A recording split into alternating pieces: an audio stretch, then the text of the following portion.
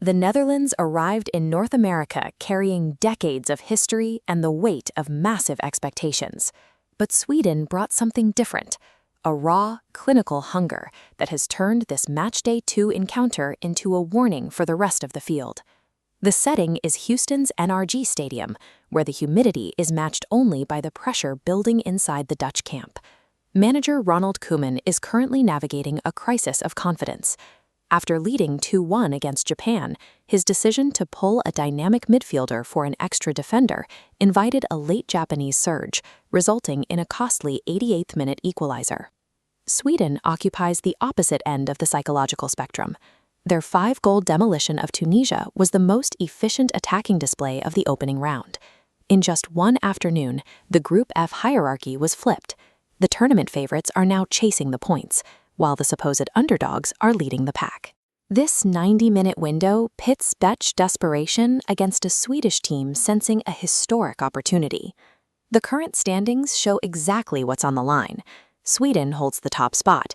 Victory guarantees their round of 32 place. For the Netherlands, the math is brutal. Dropping points leaves their survival dependent on others, potentially ending it early. The margin for error has vanished. The final whistle will either trigger a Dutch recovery or signal a historic collapse. This clash is defined by two rigid systems. Koeman's 4-3-3 is designed for total possession, while Potter's 3-5-2 exploits the space left behind. While the Dutch try to circulate the ball, Sweden compresses the middle to steal it and launch immediate vertical transitions. Frankie de Jong is the man responsible for making the Dutch system work. He is the technical coordinator, tasked with keeping the ball moving despite a Swedish press designed to hunt him down. If de Jong is allowed to dictate the rhythm, the Netherlands can control the game. If Sweden forces him into a rushed decision, their forwards will be running at the Dutch defense in seconds. Control of the midfield transition will decide which team dictates the speed and the result of the match. Despite their opening win, Sweden's defensive record remains a major tactical concern. Viktor Lindelof anchors a backline that has failed to keep a clean sheet in 7 consecutive matches. The problem is structural. When the Swedish wingbacks push high, they leave massive empty zones on the edges of their 3-man defense. This is exactly where the Dutch will strike, utilizing wide wingers to sprint into those very gaps. Cody Gakpo is the primary attacking threat, looking to exploit this specific vulnerability. With 21 goals in 50 caps, his ability to isolate defenders and use his pace is the biggest danger to Sweden's defensive shape. Sweden's desire to attack creates the specific spaces the Netherlands need to trigger their own offense. That wide threat sets up the match's most physical confrontation, the battle between the Dutch center-backs and the tournament's most efficient strike partnership. Captain Virgil van Dijk leads the defense, but he is under pressure to improve.